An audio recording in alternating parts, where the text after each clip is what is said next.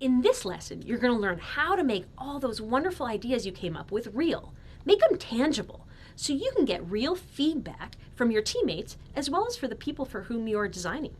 Let me start with a story of Grace. Grace is a woman I worked with who was frustrated because she had this idea for a community blog, but just couldn't get any traction with it. She was telling different people about it and they nodded their heads. They seemed kind of interested. But she needed some resources from her manager to actually build it. So that night, she went home and she made a wireframe, that is a physical mock-up of what the website would look like, what the community blog would look like. And she brought it in the next day and she showed her manager. As soon as she showed her manager that physical demonstration of her idea, he gave her the resources she needed to make happen. So prototypes are a very powerful mechanism for making your ideas tangible and making the progress you need to do. Formally, we just define prototyping as the process of quickly and cheaply making ideas tangible to answer specific questions and getting feedback from others. Here's a prototype I was shown the other day by a teammate. I love it. Can you guess what it is? It's the temperature gauge for a shower. Can you see what they made it out of? A paper plate, a paper cup, some tape, and a tongue depressor. They made this in about 2 minutes. They were able to quickly communicate their idea that they were working on for a safe temperature gauge for a shower so kids didn't get burned when they got in the shower. They could have talked and talked about this, but they quickly made the prototype, showed it to a few kids, and got some feedback on the idea. I'm going to share with you a few simple rules for prototyping that will help you make more effective prototypes that communicate your idea and get your ideas and your questions answered more easily.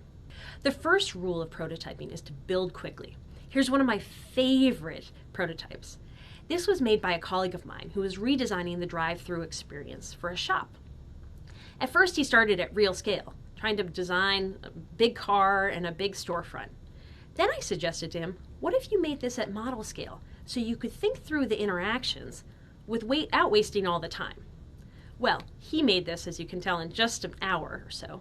And then he was able to show potential customers, as well as his colleagues, the idea that he had.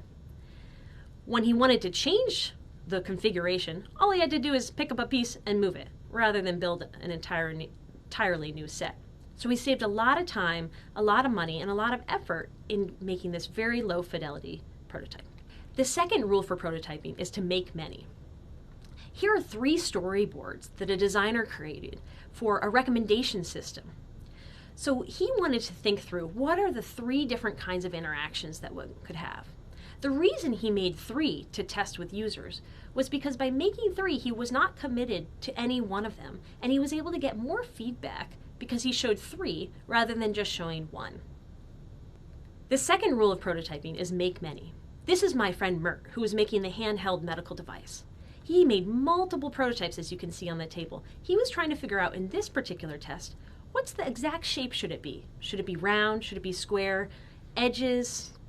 How should it be formed? And by making all of these, he was able to show these to the nurses and doctors with whom he was working and get feedback about which particular attributes they liked of each one. The third rule of prototyping is to provide only essential details. This is a lovely prototype made out of tinfoil and construction paper. Can you guess what this is? This is a ticket purchasing device for the train.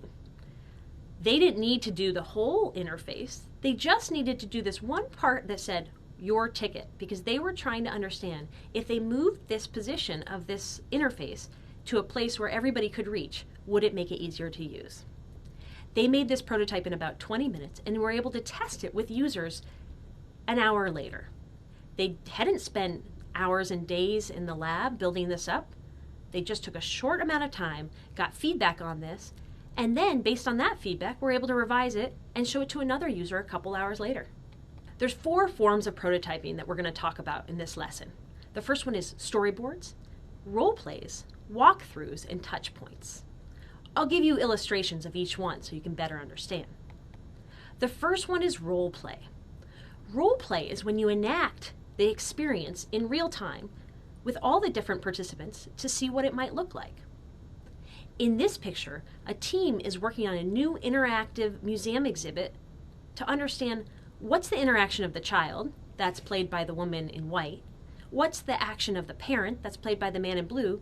And then the man with the button-down shirt in the light blue is the exhibit itself. Here's another great role play example that I love. In this picture, what you'll see is there is a man playing the doctor and then a kid. What were they trying to understand in this?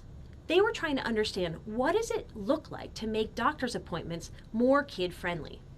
What I love about this role play is that they reenacted the exam room experience, using really simple materials.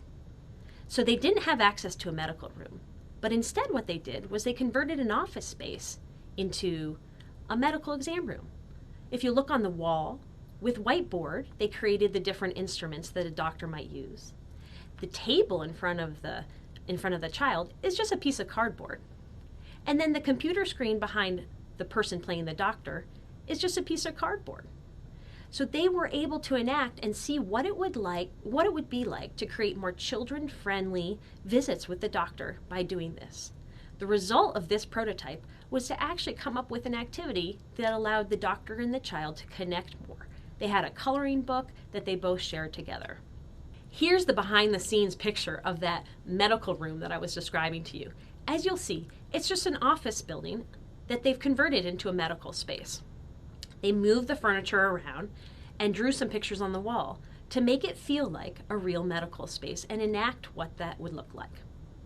By doing so, they were able to elicit the emotions and the behaviors of the child and the patient that they needed to understand to develop this idea. Here's another prototype of what we call a walkthrough. So walkthroughs allow people to go through the exact experience they would as if it was real. This screen, created on a piece of cardboard and Post-it notes, allow people to navigate the hospital system. They didn't do any programming to make this, but they were able to get a lot of feedback on the kinds of choices people wanted to make and what they expected to see on such a screen when they entered the hospital. Here's another great prototype that I love, also considered a walkthrough. It's the walkthrough of a digital experience. Now you may be asking yourself, where are the computer screens? Where's the handheld?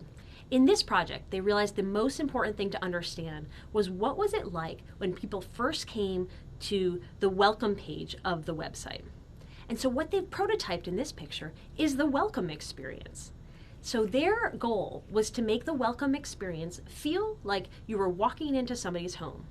On the ground, you'll see a green sheet of paper. That's the welcome mat.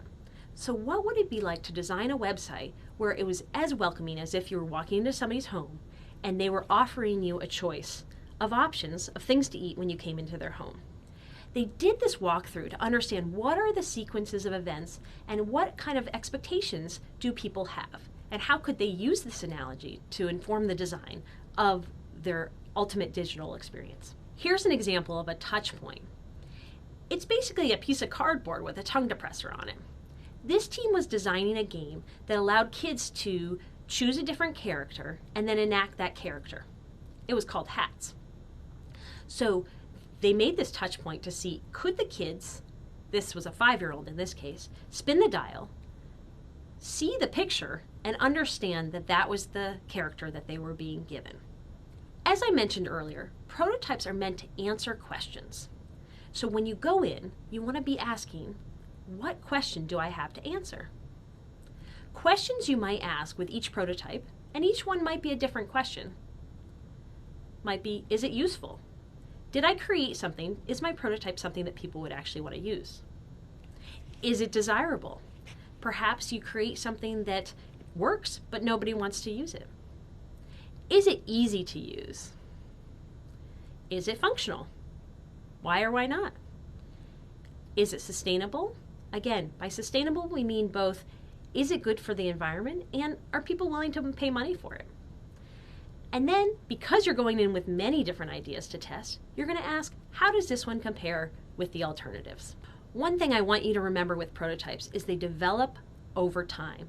Just like ideas, they may start off as a rough sketch, move into a more looks like and perhaps works like prototype, and by the end actually have a functioning prototype. This is an example from my friend Hannah She was working on a robotic bear for kids with diabetes. She had this idea several years ago, and at the time she drew a picture of it. You'll see that.